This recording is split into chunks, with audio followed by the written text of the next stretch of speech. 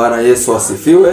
Katika kile kitabu cha Matendo na ile sura ya 4 na aya 12, neno la uzima linasema, wala hakuna wokovu katika mwingine awaye yote, kwa maana hapana jina jingine chini ya mbingu walilopewa wanadamu litupasalo sisi kuokolewa kwalo.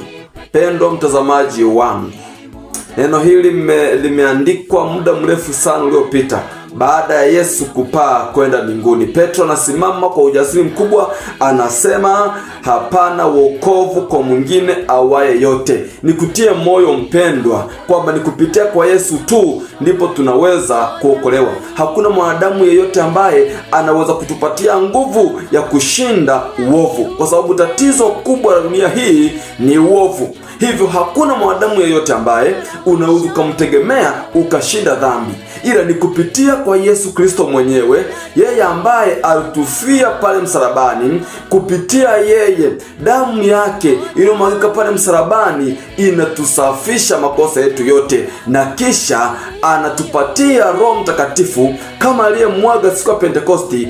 Ndipo tunakuwa na ushindi kamili dhidi ya dhambi. Hivyo mpokea Yesu leo, maana yeye ndiye ambaye anatoa wokovu. Wengine hao utawanyenyekea, utawatii, mwisho wa siku utaangamia. Bwana akubariki kwa jina la Yesu, amina.